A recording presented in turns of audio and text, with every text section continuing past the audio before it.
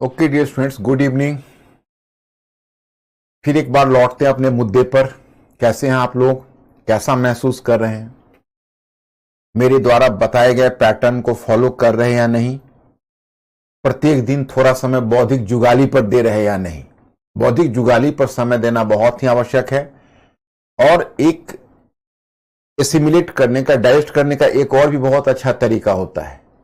जैसे आपके आसपास आपके वो स्टूडेंट्स जो आपके साथ क्लास कर रहे हों, अगर वैसे स्टूडेंट हो जाए, क्योंकि अगर बाहर के स्टूडेंट होंगे तो फिर वो आपके पैटर्न को समझ नहीं पाएंगे, क्योंकि जो समझ आप डेवलप कर रहे हो वो दुर्लभ है, तो वो बाहर आप कहीं मिल नहीं पाएगा। तो उसमें बाकी किसी बच्चे के साथ आपको वो दुर्लभ हो जाएगा फिर डिस्कस करना।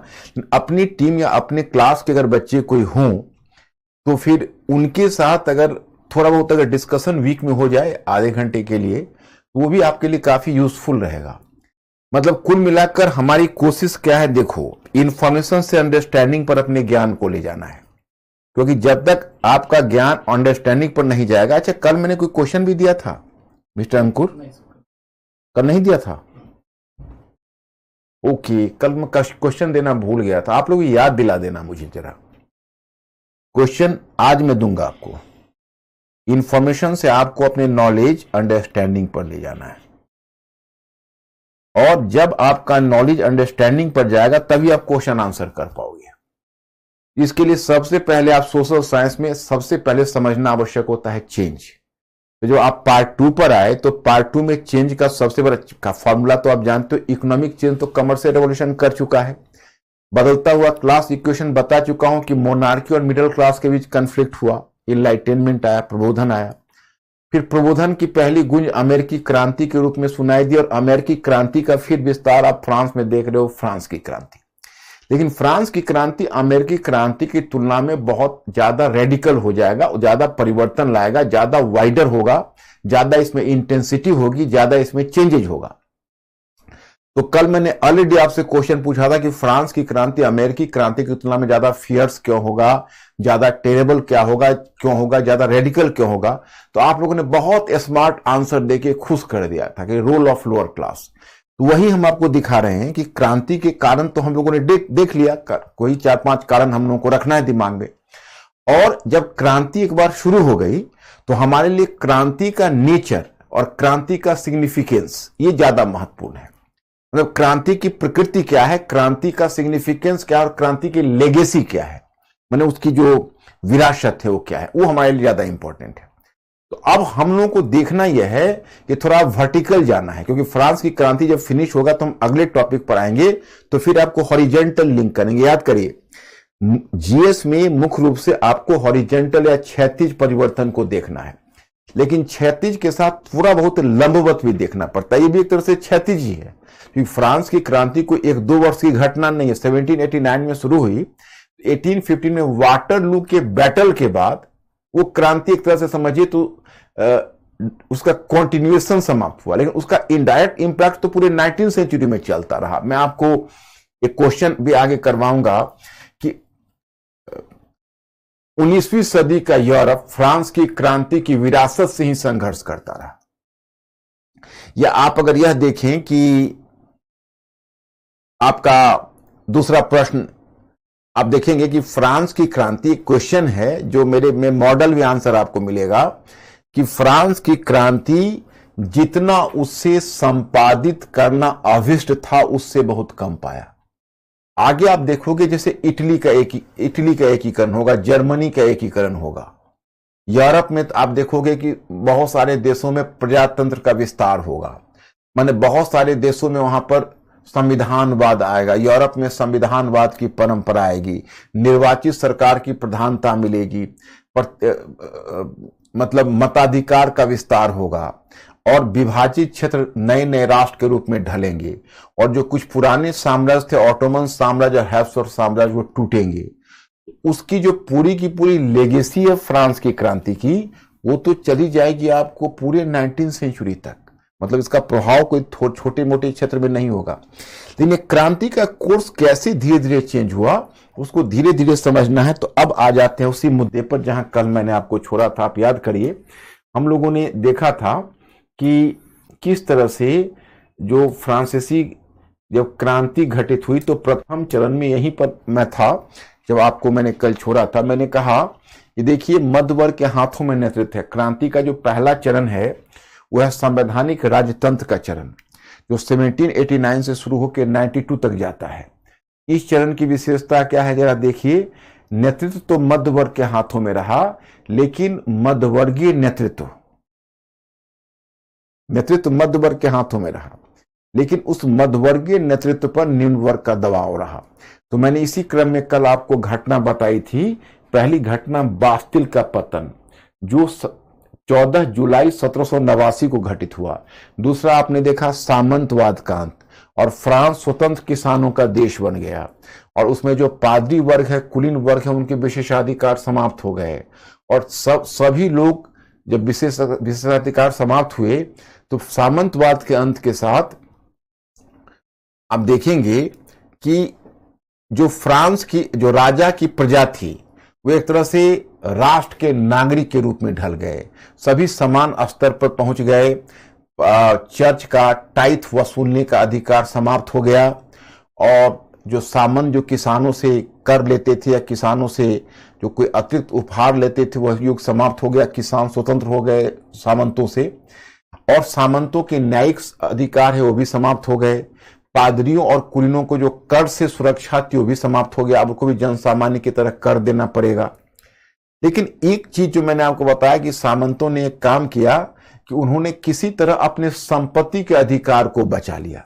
तो संपत्ति के अधिकार को बचा लिया तो किसी क्रिटिक ने सच ही कहा है कि भाई जो कुलीनों ने अपने अपेक्षाकृत कम महत्वपूर्ण अधिकारों को खोकर और अधिक महत्वपूर्ण अधिकार को बचा लिया।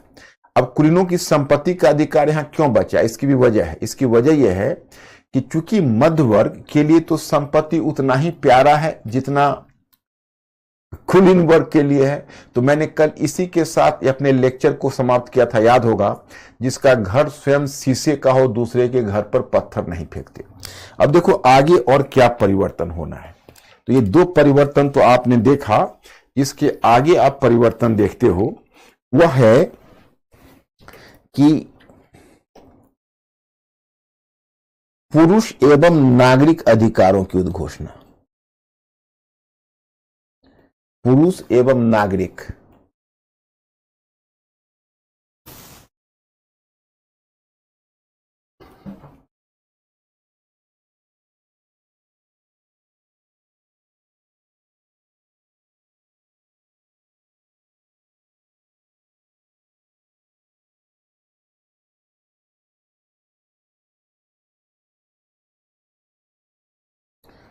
पुरुष एवं नागरिक अधिकारों की उद्घोषणा।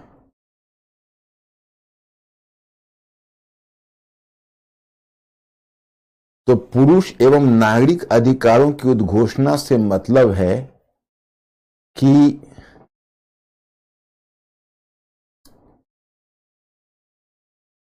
इसको टाइम पीरियड में देता हूं, 26 अगस्त 1789, जो 26 अगस्त 1789 को पुरुष एवं नागरिक अधिकारों की उद्घोषणा हुई। ये पुरुष और नागरिक अधिकारों की उद्घोषणा क्या है, I have to make you clear. मतलब इसमें जो प्रोविजन है वह यह हुआ, इसने जो अपील किया, फ्रांस के क्रांतिकारी थे, वो फ्रांस के क्रांतिकारियों ने लोगों के मूलभूत अधिकारों को सुरक्षा करने की अपील की। और रूसों की सबसे बड़ी बात है, जो पुरुष और नागरिक अधिकारों की जो घोषणा हुई वो रूसों की सामान्य इच्छा, रूसों की जो सामान्य इच्छा है उस अवधारणा से, रूसों की सामान्य इच्छा की अवधारणा से प्रेरित थी। रूसों की सामान्य इच्छा मैंने बताया ना, जनरल विल। सामान्य इच्छा का मतलब रूसों ने जो कहा था कि सामान्य इच्छा ही प्रभु की इच्छा है, यानी general will is the sovereign will. आपको याद है कि जीन जैक्विस रूसो को मैं प्रबोधन में बता चुका हूं, वहीं से डेमोक्रेसी का फादर कहा जाता है। उसका मानना था कि जो संप्रभुता है वो जनसामान्य में निवास करती है, उसी को कहते हैं रूसों के सामान्य इच्छा की अवधारणा। तो उस समय जो पुरुष और नागरिक अधिकारों की घोषणा हुई, उसका साक्षी किसे बनाया गया? तो रूसों की सामान्य इच्छा को। तो मतलब ये अपने आप में बहुत रेडिकल चीज थी। हालांकि अमेरिकी क्रांति में भी मानव अधिकारों की बात हुई थी, वहां पर भी मानव अधिकारों की घोषणा हुई थी, लेकिन उसमें रूसों की सामान्य इच्छा जैसी चीज नहीं थी। इसमें रूसों की सामान्य इच्छा। दूसरी बात यह है, यह जो सामान्य जो पुरुष और नागरिक अधिकारों की घोषणा केवल फ्रांस के परिप्रेक्ष्य में नहीं थी, उसका वैश्विक परिप्रेक्ष्य था कि विश्व में जहां कोई हो उन सबको भी वो अधिकार है। तो मतलब एक फ्रांस के बाउंड्री को क्रॉस कर जाती है घोषणा। और ये इसमें बहुत, और सबसे बढ़कर जो 19वीं सदी में यूरोप में जो उदारवादियों ने, उदारवादी मतलब जो संवैधानिक राजतंत्र, व्यक्ति स्वतंत्रता, मानव स्वतंत्रता की बात करते, उन सब के लिए ये महत्वपूर्ण एजेंडा बन गया। ये जो घोषणा है वो 19वीं सदी के यूरोपीय उदारवादियों के लिए एक बहुत मजबूत किला बन गया। किसी आलोचक ने कहा कि यह पुरानी व्यवस्था का मृत्यु प्रमाण पत्र था, क्योंकि पहली बार इस तरह से और इतना कॉम्प्रिहेंसिवली नागरिक अधिकारों की घोषणा हुई। लेकिन माय स्टूडेंट्स, इसकी सीमा भी है। इसकी सीमा क्या है? देखिए, पहली सीमा तो है कि आपको सुनने में थोड़ा अटपटा लगता है कि पुरुष अधिकारों की घोषणा, महिला अधिकारों की नहीं, पुरुष अधिकारों की घोषणा। मैं आपको बताऊंगा, आप लोगों की जो नई एनसीईआरटी कक्षा 9th का है, मैंने जानबूझ के आप लोगों को पढ़ने के लिए इनकरेज नहीं किया, बल्कि मैं अपना मेटेरियल आपसे पढ़वाता हूं और आपके क्लास के लेक्चर को मुझे लगता है कि इतना आप डाइजेस्ट कर लेंगे तो आपको कोई डिफीट नहीं कर पाएगा, न किसी एग्जाम में आपका क्वेश्चन छूटेगा। क्योंकि मैं आपको एक इंटीग्रेटेड पढ़ाता हूं, तो मुझे ऐसा लगता है कि फिर आप जाओगे तो उसमें चैप्टर टू चैप्टर पढ़ोगे तो ऐसा ना पता हो कि इस एरिया को आप नेग्लेक्ट कर दो और उसी को पढ़ना शुरू करो, तो आपका बहुत सारा एनर्जी उसमें चला जाएगा और आपका उद्देश्य उसमें पूरा होगा नहीं। तो इसीलिए मैंने उसको मना किया। तो उसमें एक घटना है 9th कक्षा के एनसीईआरटी महिलाओं के बारे में, इसमें बहुत सारी महिलाएं क्लब बनी थी, इस आंदोलन में महिलाएं सक्रिय हुई, क्योंकि महिलाओं को सबसे ज्यादा कष्ट यह था कि भाई जितने अधिकार की बात कर रहे हो सब पुरुषों की बात कर रहे हो, हम लोगों को कोई अधिकार ही नहीं दे रहे हो। तो महिलाओं को ये लोग मताधिकार देते ही नहीं थे। तो इस मुद्दे पर इन लोगों को थोड़ा आपत्ति थी। तो उसमें क्या था कि एक महिला नेता थी उस समय, बड़ी फायरी नेता थी, उसका नाम था ओलंपा द गुज। ओलंपा द गुज ने इस पर प्रतिक्रिया दिखाई थी, जो पुरुष नागरिक अधिकारों की घोषणा हुई थी। और ओलंपा द गुज ने एक दूसरी घोषणा लाई, मैंने एक अपना अलग एजेंडा बनाया कि महिला एवं नागरिक अधिकारों की उद्घोषणा। और उस समय लुई 16वां की एक पत्नी थी, उसका नाम था मेरी एंटवाइनेट, वो रानी थी। उसने मेरी एंटवाइनेट जो रानी थी लुई 16वां की, मतलब क्वीन, उसको इसने अपना नागरिक और महिला और नागरिक अधिकारों की घोषणा भेजी और कही कि आप इसको आगे बढ़ाइए, क्योंकि पुरुष के अधिकार स्वीकृत हो तो महिलाओं के अधिकार भी स्वीकृत हो। तो एक तो आपको देखोगे कि नागरिक अधिकारों की उद्घोषणा में महिलाएं शामिल नहीं है, तो थोड़ा तो आपको लगेगा कि कुछ न कुछ इसका लिमिटेशंस है। और एक मैं और भी महत्वपूर्ण लिमिटेशन आपको बताना चाहता हूं। एक महत्वपूर्ण लिमिटेशन इसका क्या है कि जैसे इसमें जो भी अधिकार दिए गए, जैसे नागरिक अधिकारों की बात की गई, तो जानते हैं क्या क्या अधिकार दी गई? संपत्ति का अधिकार,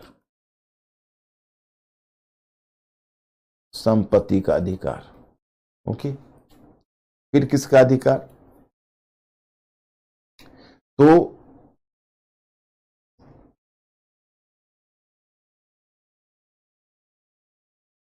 विधि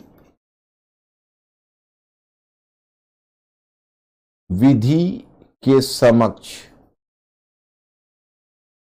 समानता का अधिकार, विधि के समक्ष समानता का अधिकार। चलिए, अब क्या? तो मनमानी गिरफ्तारी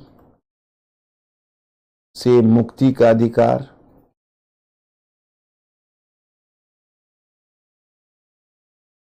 अब एक चीज बताइए, जितने भी अधिकार मैंने कही, जरा आप खुद सोच के बताइए कि ये अधिकार मध्य वर्ग के हित में है या निम्न वर्ग के हित में? मध्य वर्ग के हित में है या निम्न वर्ग के? अच्छा होता कि हम लोग क्लास को थोड़ा कम्युनिकेटिव होने देते, और अंकुर आप जानते ही हैं कि in one sense is the new Sanjay और वर्किंग एज ए ब्रिज। तो आप मिस्टर अंकुर को इन्फॉर्म करिए कि आपको क्या लगता है ये सब अधिकार किसके पक्ष में है, मध्य वर्ग के पक्ष में है या निम्न वर्ग के पक्ष में है।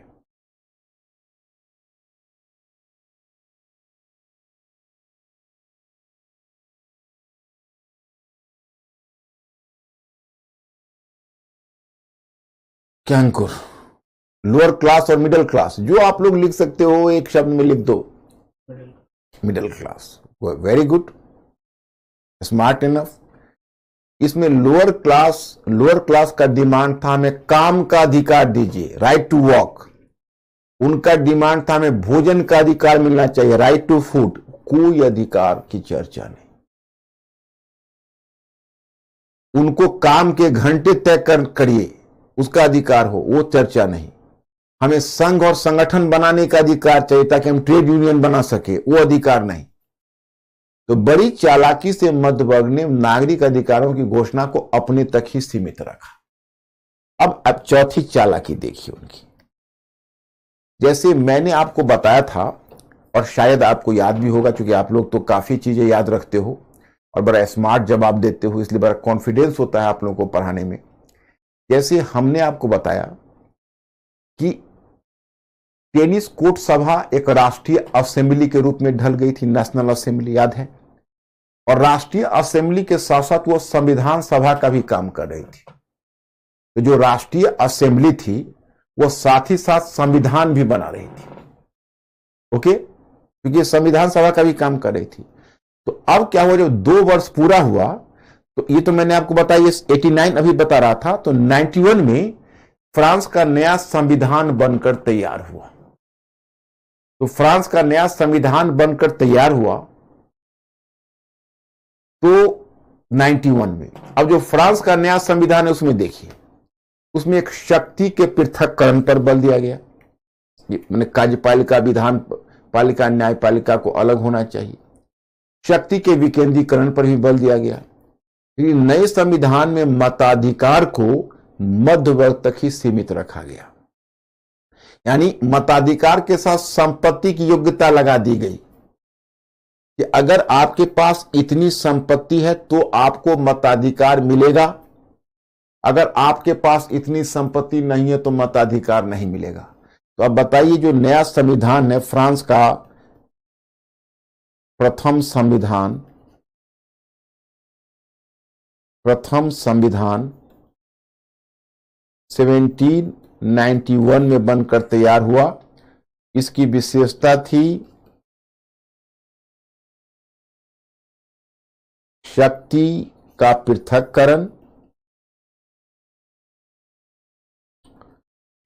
पृथक्करण, दूसरा शक्ति का विकेंद्रीकरण, लेकिन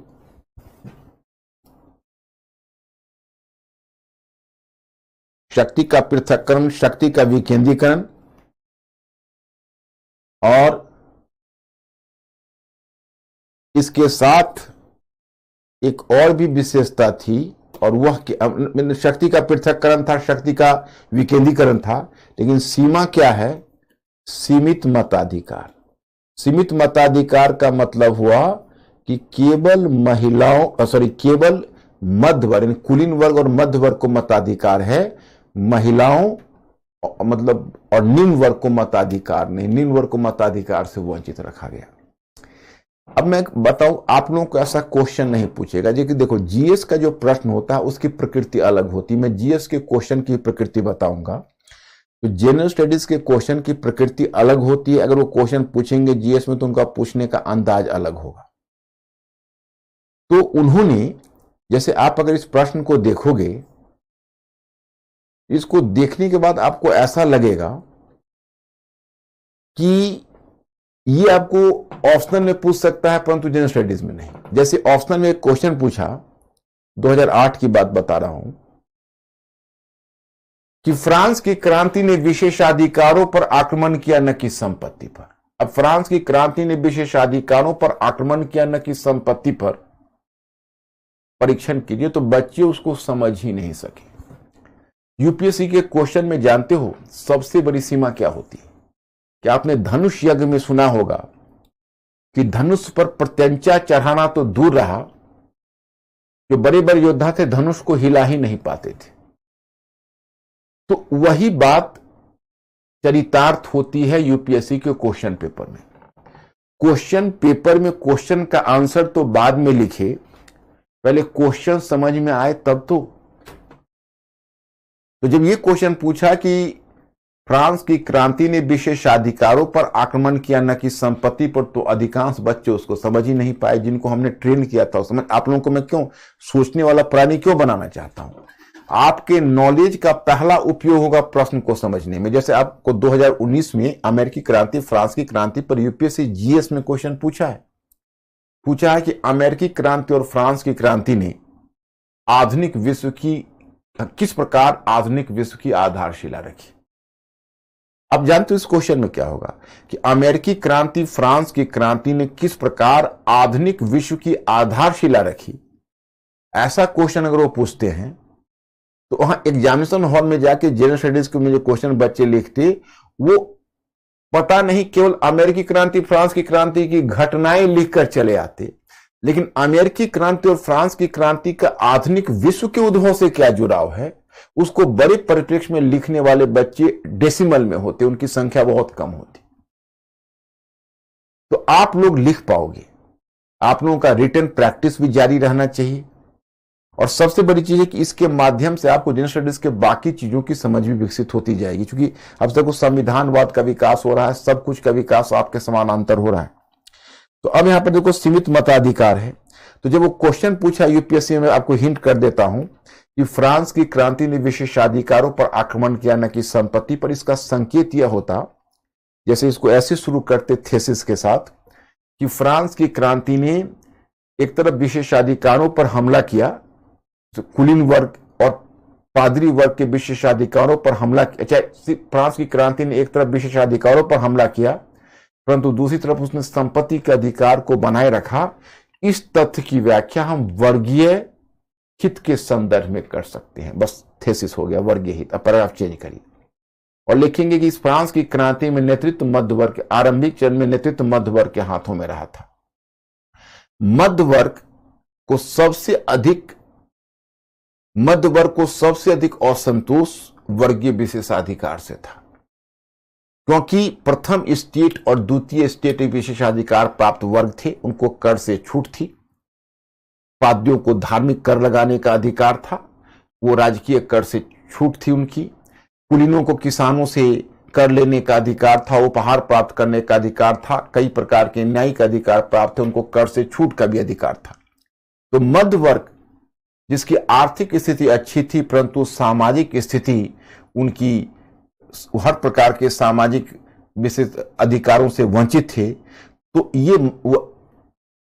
यह मध्य वर्ग के असंतोष का गहरा कारण था। इसलिए हम देखते हैं कि फ्रांस की क्रांति के मध्य सामंतवाद के अंश से लेकर नागरिक अधिकारों की उद्घोषणा तक मध्य वर्ग ने निरंतर वर्गीय विशेषाधिकारों पर हमला करके वर्गीय विशेषाधिकार को समाप्त करने में सफलता पाई।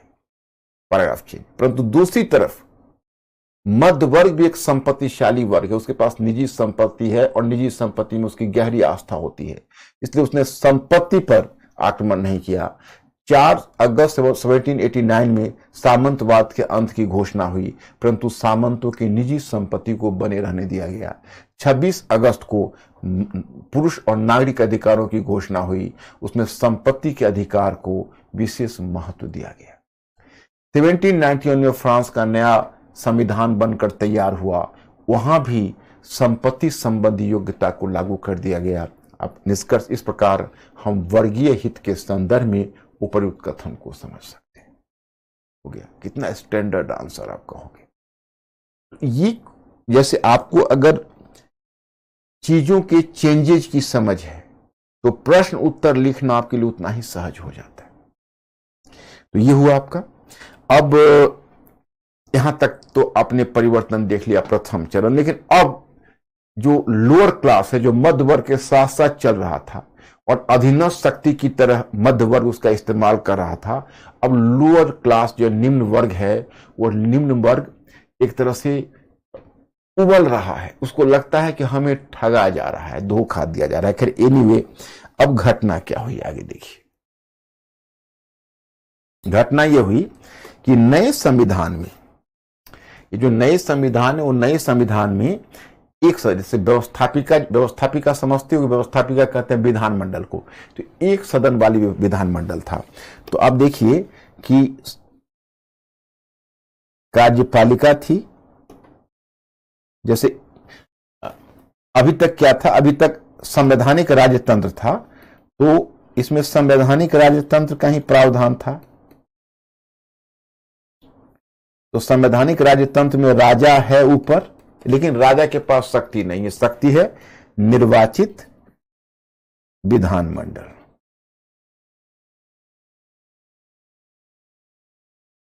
माने एक तो पहले कार्यपालिका चुनना पड़ेगा, कार्यपालिका का मतलब हुआ मंत्री परिषद है, जो कार्यपालिका है, और इधर होगा निर्वाचित विधानमंडल। और निर्वाचित विधानमंडल में जानते हो कौन है? एक सदन है, एक सदनीय। एक सदनीय का मतलब यूनिकैमरल, मतलब दो चैम्बर नहीं है, एक सदनीय विधानमंडल है। मंत्री राजतंत्र है, संवैधानिक राजतंत्र है, नीचे मंत्री परिषद है, एक सदनीय विधानमंडल है। अब यही जो विधानमंडल नया गठित हुआ नए संविधान के आधार पर, और वहां जब अधिवेशन उसका शुरू हुआ तो दिलचस्प बात हो गई। यह है विधानमंडल, देखो विधानमंडल एक सदनीय। अब ये विधानमंडल में एक तरफ थे बैठे हुए प्रतिनिधि राजा के पक्षधर, राजा के पक्षधर, और दूसरी तरफ बैठे हुए थे रेडिकल। रेडिकल में कौन था पता है? रेडिकल में था जिरोंदिस्ट और जैकोबियन। जिरोंदिस्ट और जैकोबियन आपको मैटर में मिला होगा, ये तो मैं केवल समझने के लिए देता हूं। जैसे विधानमंडल विभाजित है, एक तरफ राजा के पक्षधर बैठते हैं दाएं भाग में, और बाएं भाग में बैठ रहे हैं जिरोंदिस्ट और जैकोबियन। जिरोंदिस्ट। तो मैं स्टूडेंट्स, एक शब्द आपको सुनने को मिलता है, आप मेंटली अलर्ट होकर मेरी बात को सुनना। एक शब्द आप सुनते हो दक्षिणपंथी और दूसरा वामपंथी। अंग्रेजी में कहते हैं राइटिस्ट और लेफ्टिस्ट। तो अधिकतर राइटिस्ट किसको कहा जाता है? जैसे कई पार्टियों को राइटिस्ट कहा जाता है जो परिवर्तन विरोधी होते हैं, जो परंपरावादी होते हैं, जो राष्ट्र और परंपरा पर, देश की संस्कृति पर, स्वदेशी जैसी चीज पर ज्यादा बल देते हैं। और जो रेडिकल होते हैं वो एकदम तीव्र आर्थिक सामाजिक परिवर्तन की मांग करते हैं, संपत्ति के वितरण की मांग करते हैं, पुनर्वितरण की मांग करते हैं, और आर्थिक वो चाहते हैं कि सभी तक रोटी पहुंचे, सभी तक धन पहुंचे और धन का वितरण हो। तो ऐसे पार्टी रेडिकल होते हैं, आप जानते हो। तो क्या हुआ कि उसको वामपंथी बोलते हैं। ये दक्षिण पंथ और वामपंथ का चक्कर क्या है? ये शब्द ही फ्रांस के विधानमंडल से निकल के आई। जो फ्रांस के विधानमंडल में आप कल्पना करिए कि जैसे स्पीकर का चेयर है, जैसे मैं स्पीकर हूं, सपोज करिए, तो मेरे दाएं भाग में आप सपोज करिए मैं स्पीकर हूं और विधानमंडल है, तो दाएं भाग में बैठे हुए हैं राजा के पक्षधर और बाएं भाग में बैठे हुए रेडिकल मेंबर। तो जो राजा के पक्षधर है वो परिवर्तन के विरोधी, वो चाहते हैं परिवर्तन ना हो,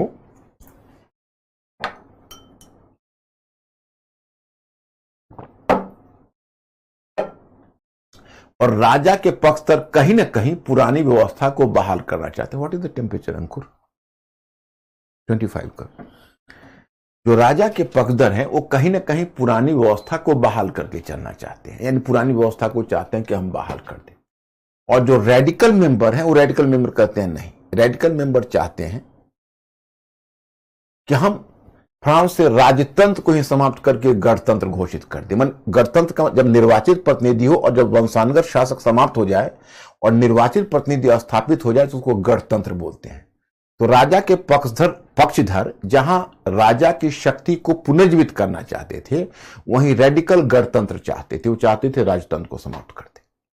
तो वहीं से दक्षिण पंथी वामपंथी। तो अगर आगे दक्षिण पंथ और वामपंथ के ओरिजिन के विषय में जानना होगा तो यहीं से आप समझना। अब देखिए, अब राजा के पक्षधर चाहते हैं कि हम गणतंत्र की घोषणा करें, तो 1792 से आपका दूसरा चरण आ जाता है। वो दूसरा चरण क्या है मैं बताता हूं। राजनीतिक दल है बच्चे, जिरोंदिस और जैकोबियन, मैं बताता हूं, ये नाम आपको मिलेगा। ये राजनीतिक दल है। फ्रांस की क्रांति के मध्य ये राजनीतिक दल है।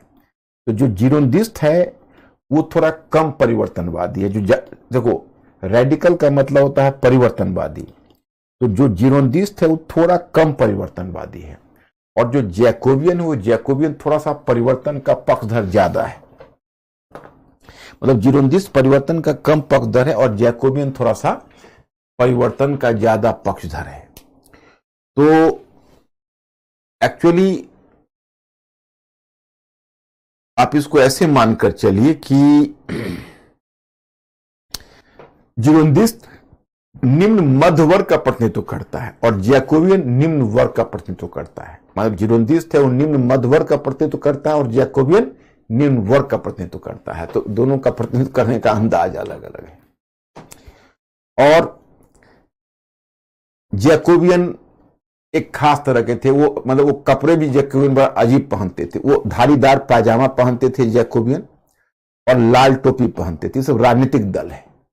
ये सब विधानमंडल में बाएं भाग में बैठते थे और जो राजा के पक्षधर थे वो दाएं भाग में बैठते थे। इनका कहना था कि हम राजतंत्र को समाप्त करके गणतंत्र लाएं। यही जैकोबियन और जिरोंदिस्ट थे वो दूसरी क्रांति लाएंगे। तो अब क्रांति आ जाएगा दूसरे चरण में। क्रांति अब दूसरे चरण में आ गया। अब दूसरे चरण में आप देखिए, द्वितीय चरण। द्वितीय चरण नाम क्या है उस चरण का तो आप जानते ही हैं। उसको कहते हैं उग्र गणतंत्रवाद का चरण। उग्र गणतंत्रवाद का चरण।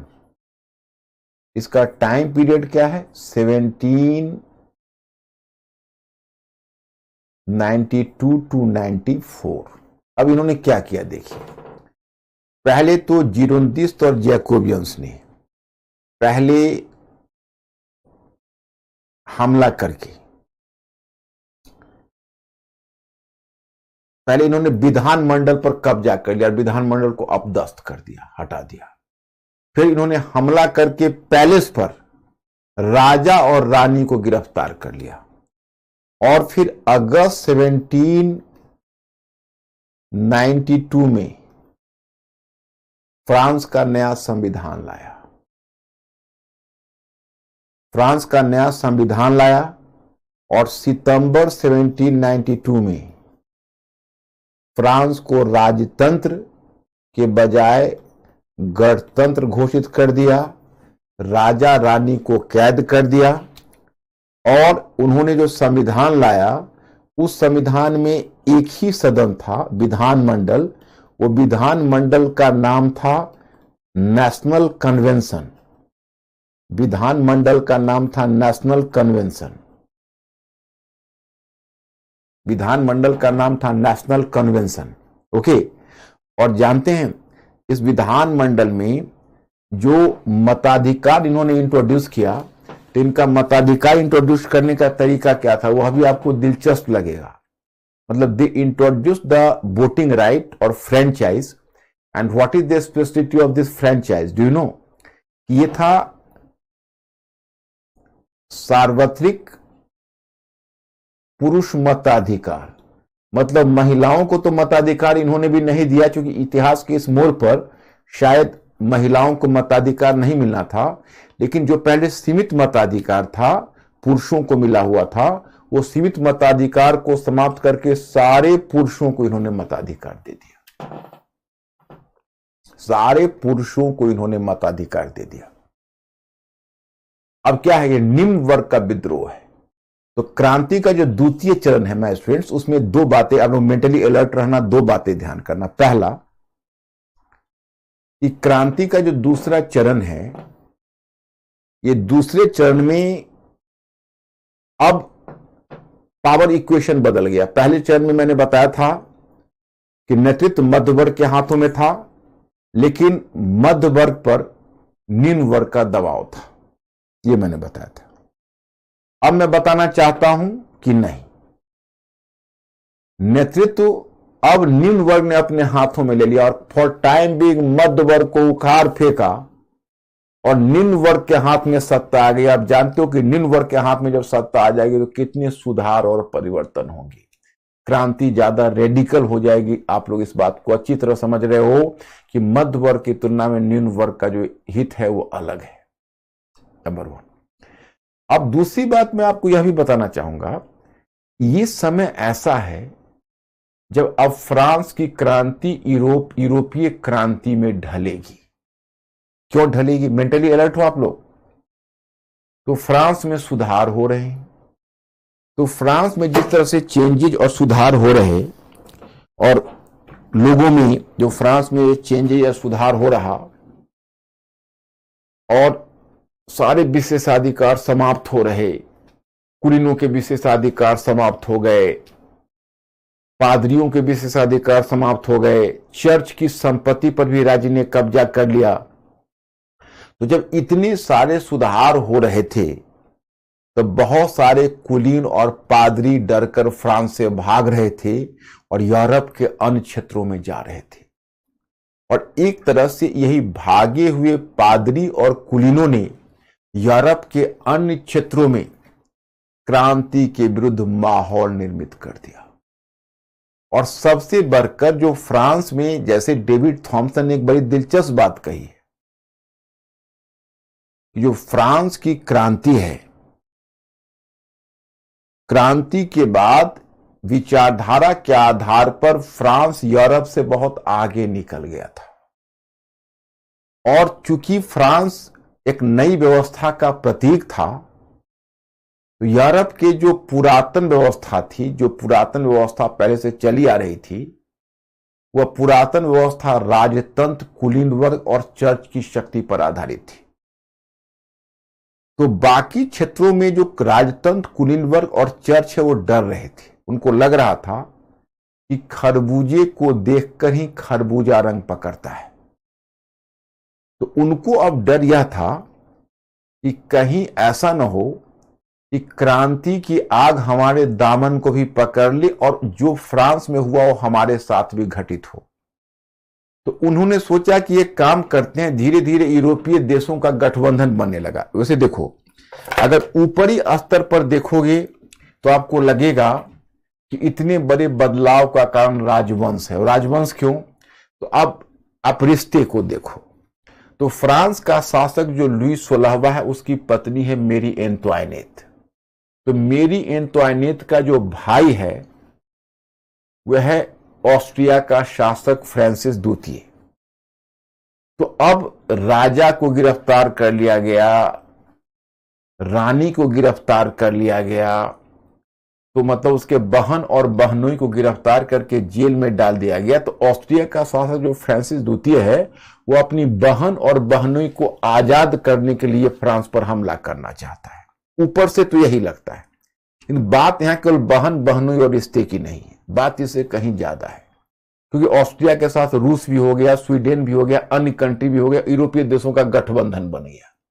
यूरोपीय देशों का गठबंधन बन गया तो ये मामला ऑस्ट्रिया का हो सकता है, बाकी देशों का क्यों होगा? तो इसलिए गठबंधन बना, क्योंकि फ्रांस में जो आग लगी हुई थी, इनको लगा कि अगर सामूहिक रूप से जाकर हम फ्रांस की आग को नहीं बुझा देते हैं तो यह आग की लपटें हमारे दामन तक पहुंच जाएगी और हम भी उसमें जल जाएंगे। इसलिए उन्होंने सामूहिक रूप से फ्रांस पर हमला करने का निर्णय लिया। अब जब युद्ध का माहौल निर्मित होने लगा तो जो राजा के पक्षधर थे, राजपक्षधर, वो युद्ध चाहते थे। राजा के पक्षधर इसलिए युद्ध चाहते थे कि उनको लग रहा था कि युद्ध के माध्यम से हम राजतंत्र की शक्ति को पुनर्जीवित करेंगे। उधर जो जीरोनदिस्ट और जैकोबियन थे वो भी युद्ध चाहते थे। उनको लगता था कि युद्ध होने दो, इसी युद्ध के बहाने हम राजतंत्र को समाप्त कर देंगे और गणतंत्र स्थापित कर देंगे, न रहेगा बांस न बजेगी बांसुरी। तो दोनों के अपने अपने, तो इधर इन्होंने भी युद्ध को भड़काया। तो मैं स्टूडेंट्स एक बात तुमको गौर करना है कि 1792 से और 1815 तक जब नेपोलियन वाटरलू के युद्ध में हारेगा, तब तक फ्रांस और यूरोप इन दोनों के बीच निरंतर युद्ध होगा। निरंतर दोनों एकदम संघर्षरत रहेंगे और दोनों के बीच ये संघर्ष निरंतर चलता रहेगा।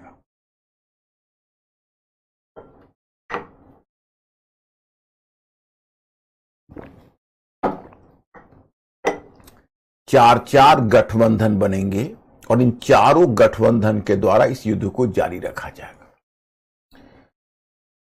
तो मैं स्टूडेंट्स एक टर्म आता है, जो फ्रांस में क्रांति थी उसने यूरोप में युद्ध का रूप ले लिया और फिर इसने यूरोप में भी क्रांति ला दी। जब फ्रांस की सेना यूरोप में जाएगी, आगे जब नेपोलियन बोनापार्ट का उद्भव होगा, तो सेना के माध्यम से, और एक्चुअली यूरोपीय देशों ने तो मिलकर फ्रांस पर हमला किया, लेकिन इसमें दांव उनको उल्टा पड़ गया, क्योंकि फ्रांस उस समय मैं आपको बताऊंगा जैकोबियन शासन के समय एक काम किया है, एक आम सैनिक भर्ती की पद्धति लागू की, अनिवार्य सैनिक भर्ती। जितने भी कॉम्पिटेंट नागरिक हैं वो सभी कॉम्पिटेंट नागरिक सैनिक सेवा में शामिल हो सकते हैं। तो फ्रांस ने एक बहुत बड़ी सेना खड़ी कर ली, माने यूरोपीय गठबंधन मिलाकर भी फ्रांस की सेना से ज्यादा नहीं हो पाते थे, कम पड़ जाते थे। और एक तो फ्रांस में रेवोल्यूशनरी आइडियाज तो थी ही, जिसको कहते हो उत्साह। तो जो रेवोल्यूशनरी आइडियाज और जो उत्साह था वो तो फ्रांस के सेना में थी ही। तो इस कारण से फ्रांस की सेना विदेशी मोर्चे पर सफल होने लगी और नेपोलियन बोनापार्ट तो पूरे यूरोप को ही जीत लिया और इसी युद्ध के माध्यम से यूरोप में भी क्रांति फैल गई। तो जो फ्रांस में क्रांति थी उसने यूरोप में युद्ध का रूप ले लिया और इस युद्ध के माध्यम से यूरोप में भी क्रांति हो गई, जो हम आगे देखेंगे। फिलहाल इसका फायदा उठाया जैकोबियन और जिरोंदिस ने। उसने सितंबर 1792 में फ्रांस को गणतंत्र घोषित कर दिया। उसके अगले वर्ष राजा को और फिर रानी को मृत्यु दंड दे दिया। अब देखिए, जब फ्रांस गणतंत्र घोषित हो गया तो अब जिरोंदिस और जैकोबियन में भी मतभेद होने लगा। कारण क्या है? जो जिरोंदिस पार्टी थी वो निम्न मध्य वर्ग की पार्टी थी और जो जैकोबियन था वो निम्न वर्ग की पार्टी थी, तो ज्यादा रेडिकल थी। इससे भी तो जब फ्रांस गणतंत्र घोषित हुआ तो जिरोंदिस्तों का मानना था कि हमारा उद्देश्य अब पूरा हो गया, अब क्रांति को आगे बढ़ाने की आवश्यकता नहीं है।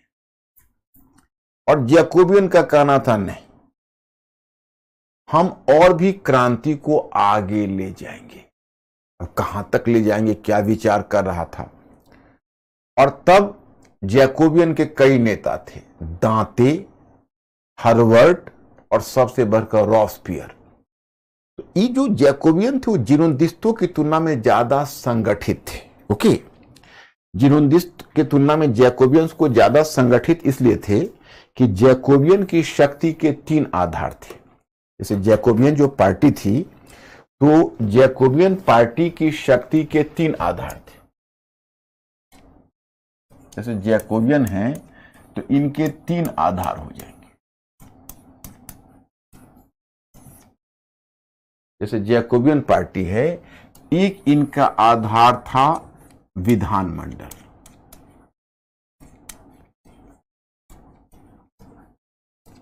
और दूसरा इनका आधार था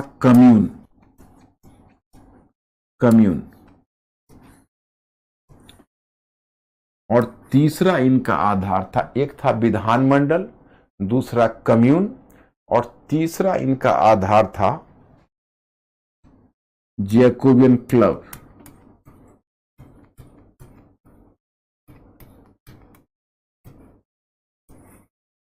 जैकोबियन क्लब, ये तीन इसके आधार थे।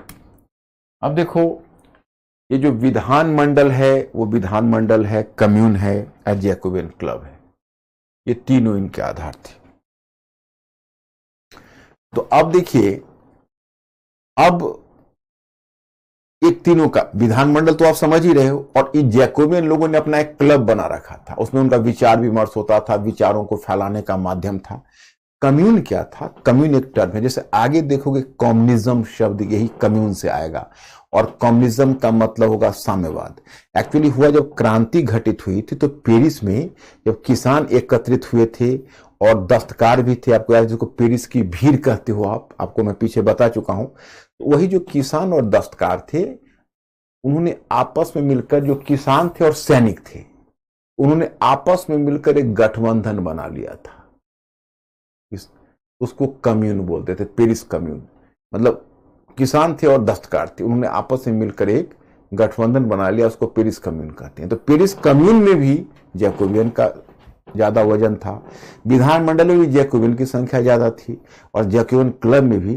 तो वही हुआ जून 1793 में जैकोबियन की एक समूह एक भीड़ का नेतृत्व करते हुए आए, और विधानमंडल से जो भी जीर्णोद्देश्य नेता थे उनको खींचकर मार डाला, और उनको मार डालने के बाद फिर उन्होंने वो व्यवस्था कायम कर ली इतिहास में, जिसे कहते हैं जैकोबियन आतंक या जैकोबियन शासन। तो आपको इतिहास में अब जैकोबियन शासन देखने को मिलेगा, और ये होगा जून 1793 से जून 1794 तक। इसका नाम होगा जैकोबियन शासन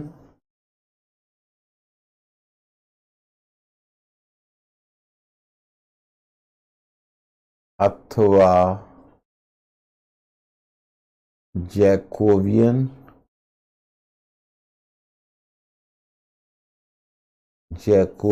सरकार।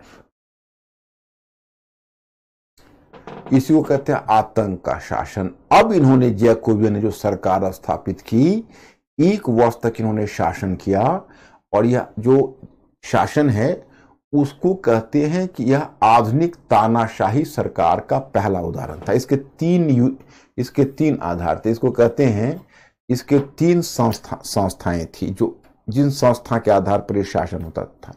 तो 3 इंपॉर्टेंट इंस्टीट्यूशन थे। एक था लोक रक्षा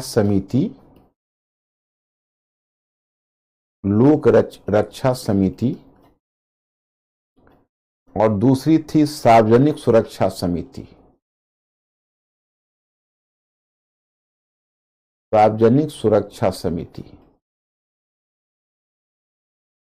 और तीसरा था क्रांतिकारी न्यायाधिकरण।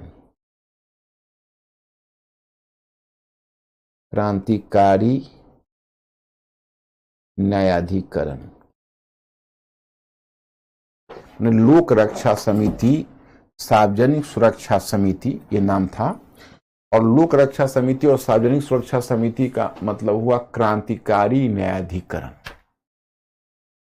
3 हुआ। अब देखो क्या था कि किसी व्यक्ति को किसी समय बिना वारंट की गिरफ्तारी की जा सकती, और बिना उस पर मुकदमा चलाए उसको क्रांतिकारी न्यायाधिकरण तुरंत उस पर मुकदमा चलाकर उसे मृत्यु दंड दे देता। और मृत्यु दंड में मारने का भी एक नायब तरीका था। उनका जो गला था, उनके गले को एक मशीन आती थी, उस मशीन का नाम था गिलोटिन। तो जो गिलोटिन नामक मशीन है, उसके अंदर उनको गले को रख के गला को काट दिया जाता था, तो उसको गिलोटिनाइज कहते थे।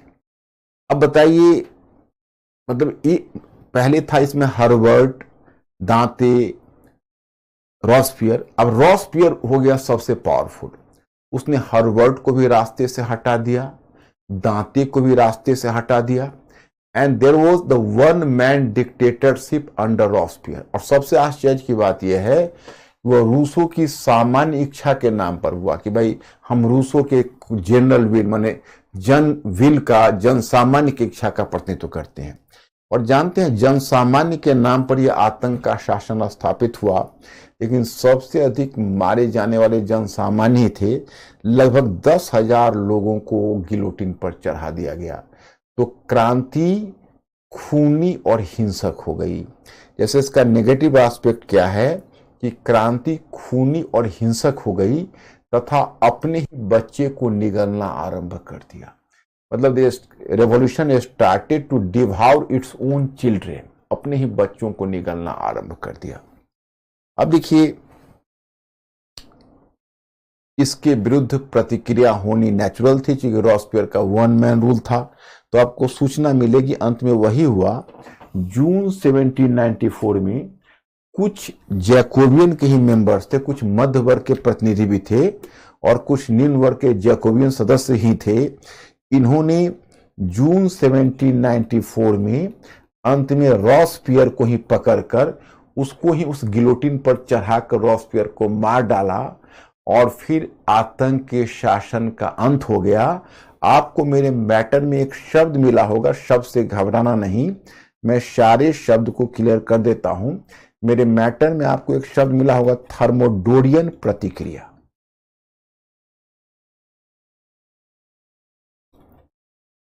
जो शब्द मिला होगा वो शब्द आपको मिला होगा थर्मोडोरियन प्रतिक्रिया। थर्मोडोरियन प्रतिक्रिया क्या है? ये थर्मोडोरियन क्या है?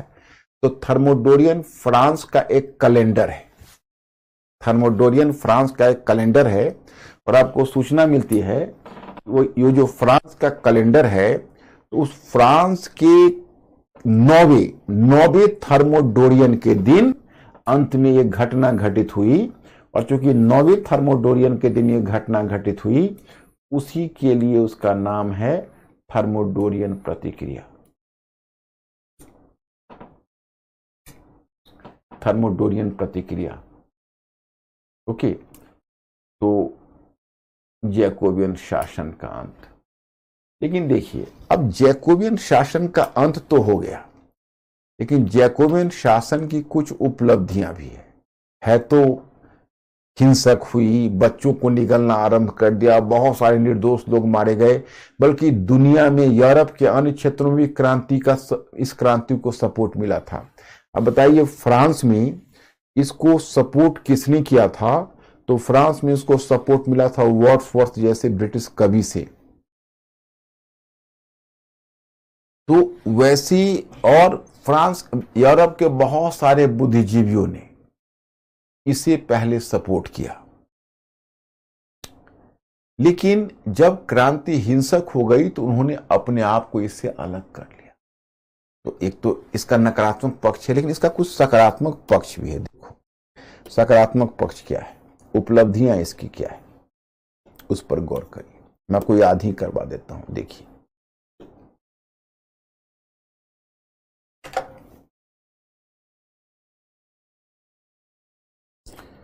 उपलब्धियां इसकी एक ये है कि इसने सार्वत्रिक पुरुष मताधिकार को, कहोगे भाई महिला मताधिकार सीमा है, लेकिन चलिए जहां सीमित कुछ ही पुरुषों को मताधिकार था, तो सार्वत्रिक पुरुष मताधिकार देकर कम से कम सारे पुरुषों को मताधिकार तो दे दिया। सारे पुरुषों को तो मताधिकार दे दिया। ओके, और दूसरा, काम का अधिकार,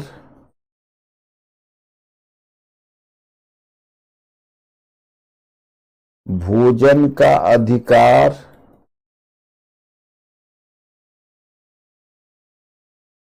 शिक्षा का अधिकार,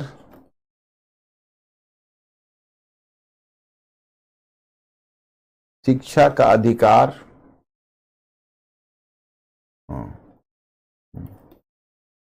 समाजवादी समाजवादी विचारधारा को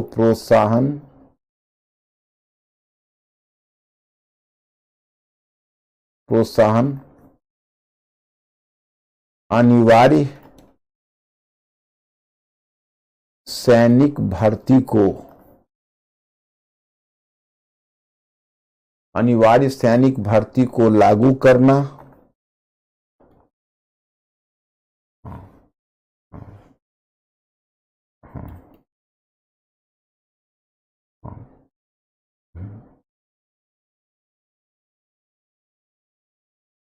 निष्क्रिय एवं निष्प्रभावी सरकार के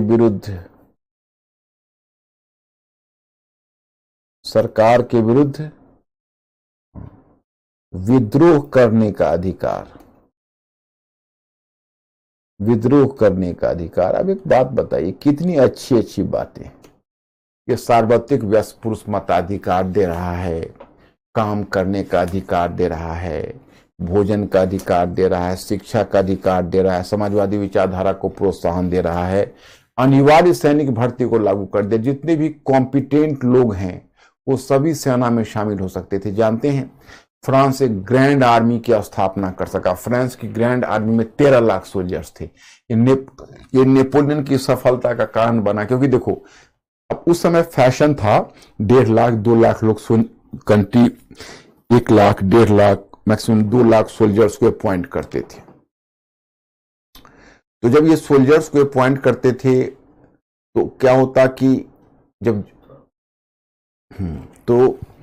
जब इन्होंने 1 लाख 1.5 लाख सोल्जर्स को अपॉइंट करते थे तो अब क्या होता कि उस समय फ्रांस ने 12-13 लाख सोल्जर से अपॉइंट कर लिए अनिवार्य सैनिक भर्ती से। तो उन सभी के जो सैनिक थे मिलाकर भी फ्रांस के बराबर नहीं हो पाते थे। तो फ्रांस को सफल होना तो बहुत ही स्वाभाविक था। तो आगे चलकर बहुत ही स्वाभाविक रूप से नेपोलियन बोनापार्ट की जीत हुई, क्योंकि फ्रांस की आर्मी एक बहुत बड़ी आर्मी बन सकी। ये अनिवार्य सैनिक भर्ती के कारण शुरू हुआ। और इसको लागू किसने किया था? एक सैनिक अधिकारी था, उसका नाम था कार्नो। उसी ने इसको लागू किया था। निष्प्रभावी जो सरकार है, जो सरकार लोगों के लिए कुछ ना कर पाए, लोगों के हित में ना कर पाए, उनके विरुद्ध विद्रोह करने का भी अधिकार मिला। तो कम से कम औपचारिक रूप में एक नई शक्ति मिल गई। ये सारी चीजें आपको कहीं ना कहीं जैकोबियन शासन को बड़ी यूनिक बना देती है। लेकिन इसका एक जो सबसे खूनी चेहरा या हिंसक हो जाना, अपने बच्चों को निगलना, जिस कारण से इसकी छवि खराब हो गई। लेकिन चलिए, जो थर्मोडोरियन प्रतिक्रिया जो 9वें फ्रांसीसी कैलेंडर के हिसाब से 9वें थर्मोडोरियन के दिन हुई यह प्रतिक्रिया, तो इस कारण इसको थर्मोडोरियन प्रतिक्रिया कहते हैं और जैकोबियन शासन का अंत हो गया। अब देखिए, इतिहास के इस मोड़ पर निम्न वर्ग के हाथ में सत्ता मिलकर भी सत्ता छिन गई, क्योंकि 2 कारण है इसके। एक तो क्या हुआ कि निम्न वर्ग अभी इतिहास के इस मोड़ पर इतना संगठित नहीं है। आगे देखोगे, जब औद्योगिक क्रांति होगी तो औद्योगिक क्रांति के बाद निम्न वर्ग इतना संगठित होगा कि निम्न वर्ग सत्ता पर कब्जा कर सकेगा और अपनी सरकार बना सकेगा। लेकिन यह स्थिति आएगी कब? यह स्थिति आएगी आगे। यह स्थिति आएगी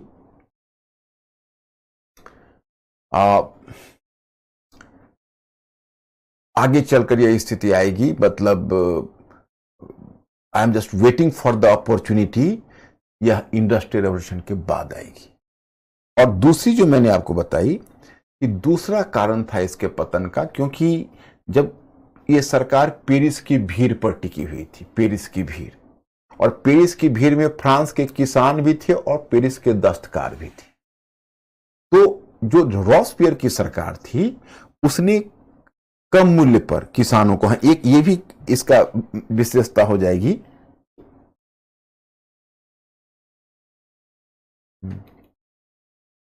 कम मूल्य पर अनाजों का आवंटन, यानी गरीबों के लिए था। जैसे पेरिस के दस्तकार थे तो आवंटन, उनको अनाज कम मूल्य पर दिए जाने थे। तो उनको कम मूल्य पर अनाज दिया जाना था, तो किसानों पर दबाव डाला गया कि आप अपने अनाज को कम मूल्य पर बेचिए। इसी पर किसान नाराज हो गए। उनको लगा कि भाई हम अपने अनाज कम मूल्य पर क्यों बेचें। तो दोनों के बीच, जो दस्तकार और किसानों के बीच का जो गठबंधन था वो टूट गया और निम्न वर्ग के पतन का या निम्न वर्ग के नेतृत्व के पतन का यह भी एक कारण था। तो चलिए, इतिहास के इस मोड़ पर निम्न वर्ग सफल नहीं रहा और कहीं ना कहीं निम्न वर्ग अपने लक्ष्य को प्राप्त करने में विफल रहे। अब क्रांति आ गया तीसरे चरण में।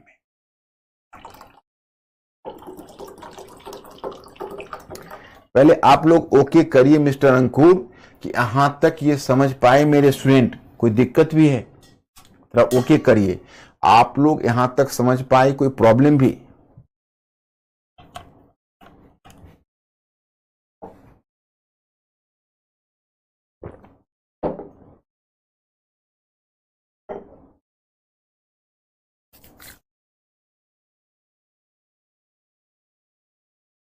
बच्चों को निगलने का ये मुहावरा है। जैसे मां अपने बच्चे को निगल जाए तो कितना बुरा होगा। एक फ्रेज है, डेविड थॉमसन का कोटेशन है कि क्रांति ने अपने बच्चों को ही निगलना आरंभ कर दिया। जैसे एक क्रांति थी तो कम से कम लोगों के उत्थान के लिए आई थी, मतलब जन सामान्य के कल्याण के लिए आई थी, जन सामान्य की अच्छाई के लिए आई थी। तो जन सामान्य के लिए तो क्रांति मां थी ना, और फिर उन्हीं जन सामान्य को मारने लगे। So there is a quotation, a very famous quotation by a very reputed historian. His name was David Thompson. So David Thompson has given the very apt remark, the revolution has started to devour its own children. मतलब जो क्रांति अपने बच्चे को ही निगलना आरंभ कर दिया था। ये फ्रेज है, मुहावरा। मैंने थर्मोडोरियन कितनी बार समझाया, लगता है कि आप पूछने में ज्यादा इंटरेस्टेड हो और मैं बोलता हूं उस पर आप ध्यान नहीं देते हो। थर्मोडोरियन जैसे कैलेंडर होता है ना, आपका इंडिया का कैलेंडर है, तो फ्रांस का कैलेंडर का नाम था थर्मोडोरियन। और जैसे आपके यहां तारीख होती है ना, 7, 7, 8, 9, 10, तो थर्मोडोरियन कैलेंडर के हिसाब से 9वें दिन यानी 9th डेट के दिन, थर्मोडोरियन कैलेंडर के हिसाब से 9th तारीख को ये घटना हुई थी। तो इसको नाम दिया गया थर्मोडोरियन प्रतिक्रिया, एक नाम दे दिया गया, केवल नाम मात्र के लिए। बाकी ओके हैं। अब देखिए क्रांति अब पहुंच जाएगी तृतीय चरण में। अब ये तृतीय चरण क्या होगा, इसको कहेंगे उदार गणतंत्रवाद का चरण।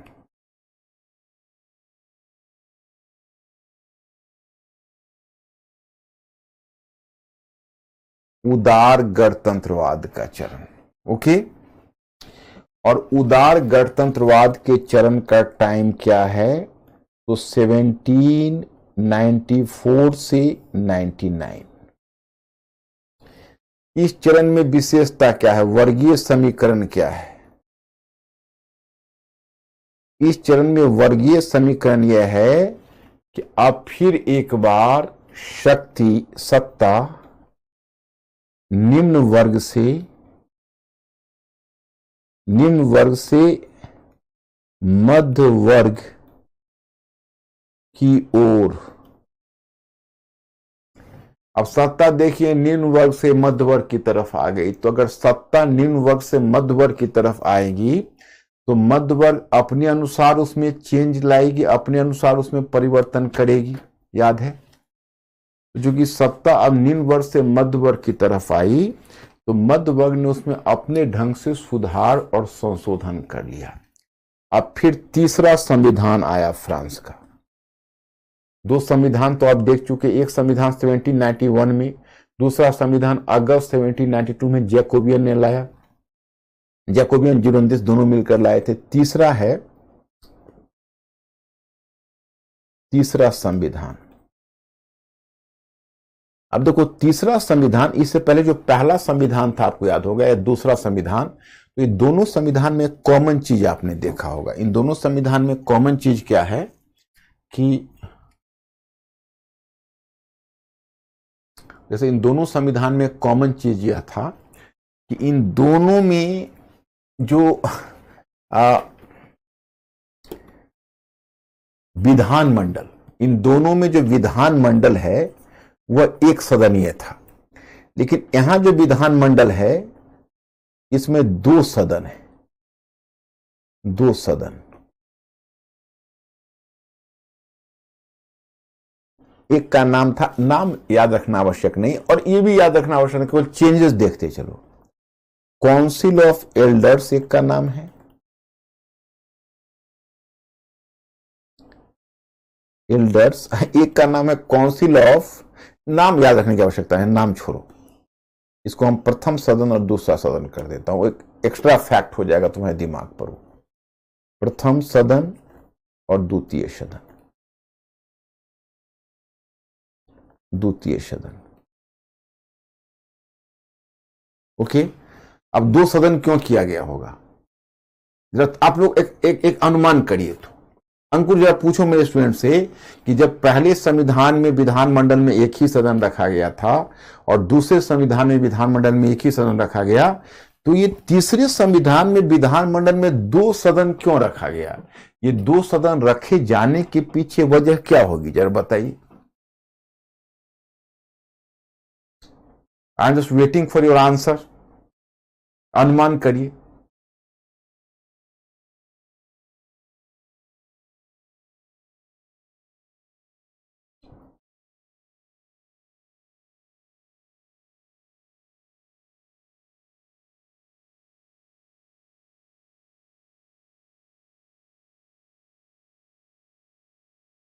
Mr. Ankur, what is the situation?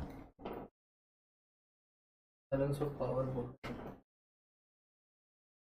middle class and देखो, लोअर क्लास और मिडिल क्लास के बीच बैलेंस ऑफ पावर नहीं, तुम लोगों ने अनुमान अच्छा किया। देखो पहले क्या था कि एक जो राजनीतिक दल था जीरोनदिस्ट, और जीरोनदिस्ट के बाद जैकोबियन, तो जैकोबियन विधानमंडल में ताकतवर हो गया।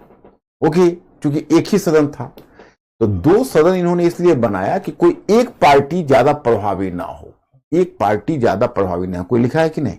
हम लिख रहे हैं पार्टी। Good, very good. सत्ता का एकाधिकार नहीं, बहुत समझदार हो तुम लोग। अब ये तो हुआ विधानमंडल। कार्यपालिका इन्होंने 5 डायरेक्टर में, अब कार्यपालिका शक्ति है, ये कार्यपालिका शक्ति 5 डायरेक्टर्स में, जो कार्यपालिका शक्ति है वो 5 डायरेक्टर्स में ला दिया गया। ये कार्यपालिका शक्ति अगर 5 डायरेक्टर्स में रहेगी तो बढ़िया रहेगा, और 5 डायरेक्टर्स में कार्यपालिका शक्ति दे दी गई। लेकिन ध्यान रहे, शक्ति का पृथक्करण था। ये 5 डायरेक्टर्स का चुनाव स्वतंत्र रूप से होना था, विधानमंडल से नहीं चुने जाते, ये स्वतंत्र। कार्यपालिका 5 का चुनाव अलग होना था, और विधानमंडल के मेंबर्स का, जैसे अमेरिका में शक्ति का पृथक्करण किया गया, कार्यपालिका का चुनाव अलग होना था और विधानमंडल का चुनाव अलग होना था, इन दोनों का। और ये सब करने का उद्देश्य यह था कोई एक पार्टी शक्तिशाली ना हो।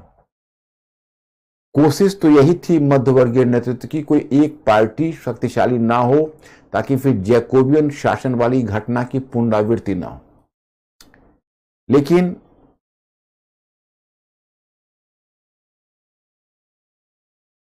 एक बहुत अच्छी बात कही है स्टीफन जेली ने, कि जितने प्रयास थे उसका उद्देश्य था कि हम किसी एक पार्टी को प्रभावी होने से रोके, लेकिन जब आपने एक पार्टी को प्रभावी होने से रोका तो अंत में पार्टी तो प्रभावी नहीं हुआ, लेकिन एक व्यक्ति प्रभावी हो जाएगा, और वह व्यक्ति होगा नेपोलियन बोनापार्ट।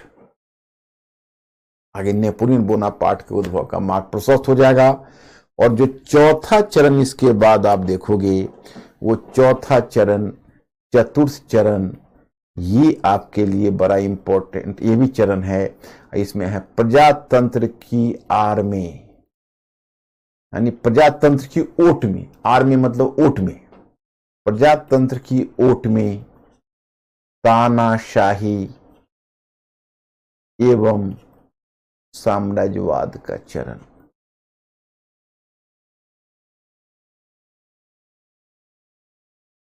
प्रजातंत्र की ओट में तानाशाही और साम्राज्यवाद का चरण। ये टाइम पीरियड क्या है पता है आपको? ये टाइम पीरियड है 1799 से 1840, क्योंकि 1840 यही इसका टाइम पीरियड है। यही नेपोलियन के उद्भव का टाइम है, यहीं से नेपोलियन बोनापार्ट का उद्भव होगा, और वह पूरे यूरोप का एक डोमिनेंट पावर हो जाएगा। फिर हम नेपोलियन का पतन भी देखेंगे। फिलहाल मैं आपको बताऊं कि नेपोलियन के बारे में मैं आपको कुछ पहले समझा देता हूं, फिर हम मैटर पर चलेंगे।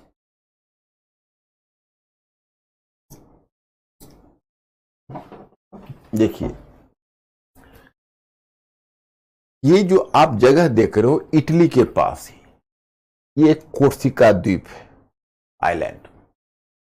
ये कोर्सिका आइलैंड पहले इटली के अधीन था, लेकिन आगे यह फ्रांस के अधीन हो गया।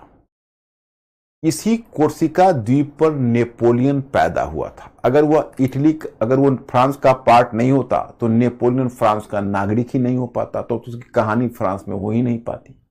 लेकिन वो उसका भाग्य था कि कोर्सिका फ्रांस का पार्ट बना और नेपोलियन ही फ्रांस का नागरिक बन गया। वो एक कुलीन परिवार से था, लेकिन कुलीन परिवार, उसका परिवार गरीब हो चुका था। लेकिन कुलीनता की केवल एक ठप्पा लगा हुआ था। क्रांति ने तो उस ठप्पा को भी मिटा ही दिया। फिर वो प्रतिभाशाली बचपन से था, उसमें सैनिक प्रतिभा भी थी।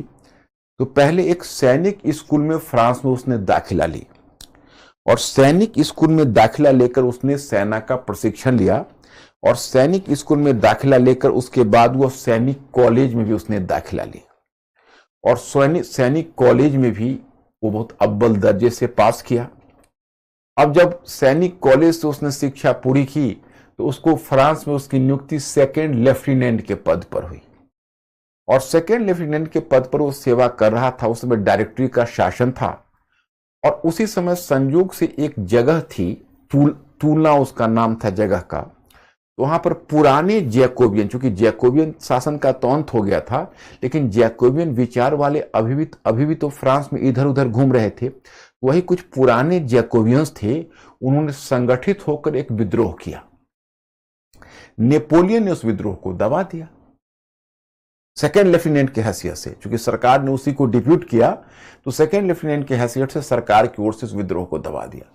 तो डायरेक्टरी ने उसकी प्रतिभा को समझा, और डायरेक्टरी को लगा कि तो बहुत प्रतिभाशाली सैनिक अधिकारी है, तो तुरंत उसका एक बड़ा प्रमोशन मिल गया। एक्चुअली था उस समय फ्रांस और यूरोप के अन्य देशों के बीच निरंतर युद्ध चल रहा था।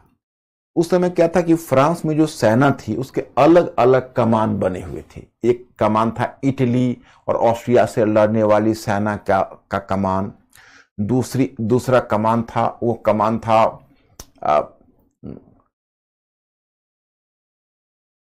रूस से लड़ने वाली सेना का कमान। तीसरा इंग्लैंड से लड़ने वाली सेना का कमान।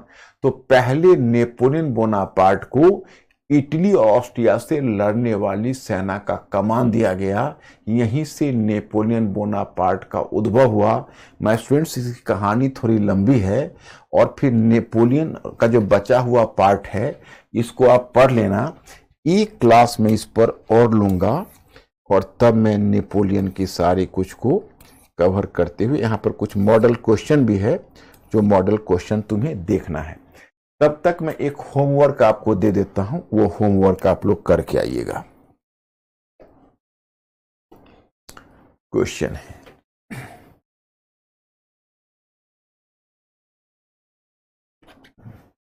वही प्रश्न डाल देता हूं कि फ्रांस की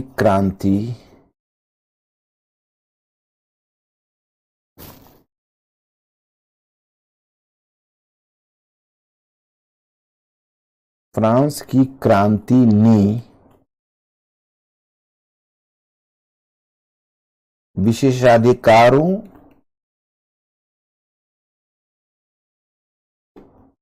विशेषाधिकारों पर हमला किया,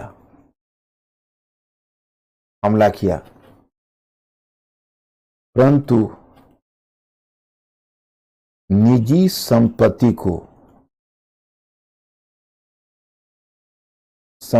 को बनाए रखा।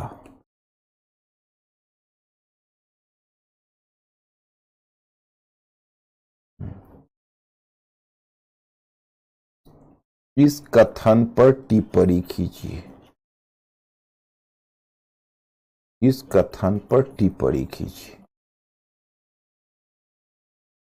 अब ये बताइए my students, will you try this question? Ankur जरा पूछो, मेरे स्टूडेंट्स इस क्वेश्चन को ट्राई करेंगे।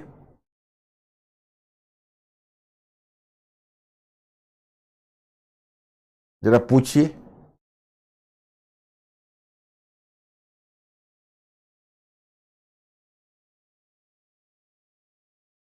यस माय स्टूडेंट्स, अब लिखना शुरू करो। एक क्वेश्चन तुम लोगों को डेली लिखना है। इसमें तो मेंस का क्वेश्चन होगा, इसी बहाने आप लिखने को और भी मैं चाहता हूं कि आपकी राइटिंग, चूंकि आप प्रीलिम्स आपका बहुत दुरुस्त है और फिर मैं कल्चर पर आऊंगा वर्ल्ड से समाप्त करके, तो वहां वो प्रीलिम्स का पार्ट है, तो वहां पर फिर प्रीलिम्स का क्वेश्चन डिस्कस करेंगे। ये पार्ट तो प्रीलिम्स का है नहीं, इसलिए मैं आप लोगों को प्रीलिम्स का क्वेश्चन नहीं देता, लेकिन मैं चाहता हूं कि आप डेली एक मेंस का क्वेश्चन लिखें। और जो मैंने कहा है, इसका शेष पार्ट नेपोलियन पर पढ़ के आएगा बढ़िया से 2 बार, और फिर हम लोग मंडे को इसको फिनिश करेंगे।